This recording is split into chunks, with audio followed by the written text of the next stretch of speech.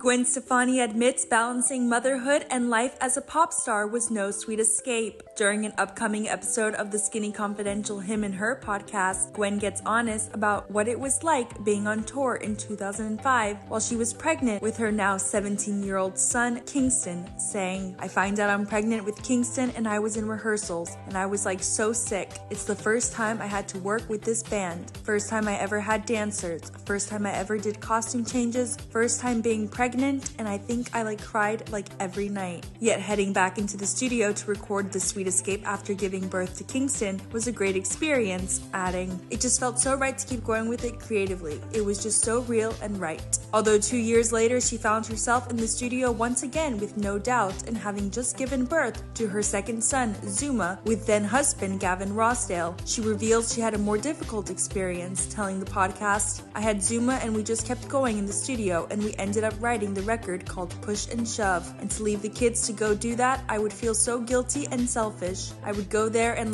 knock my head against the wall and no song would come, and yet I'm not with my kid and I'm not good enough to write a freaking song." But she did end up writing an album, and then after a few years she said a series of miracles occurred, including the birth of her and Gavin's third son, Apollo, who is now 9, when she was in her 40s. Continuing the story, "I basically had Kingston and he was like, 'Mommy, when are you gonna have a baby?'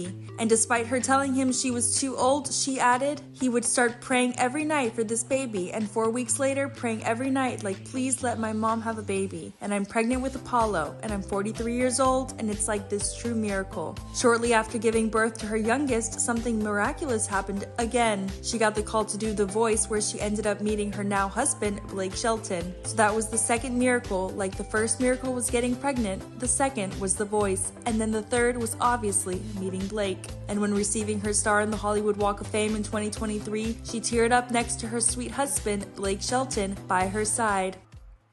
"It was clear to me that she was a mother first and foremost over anything else in the world. That was her number one job.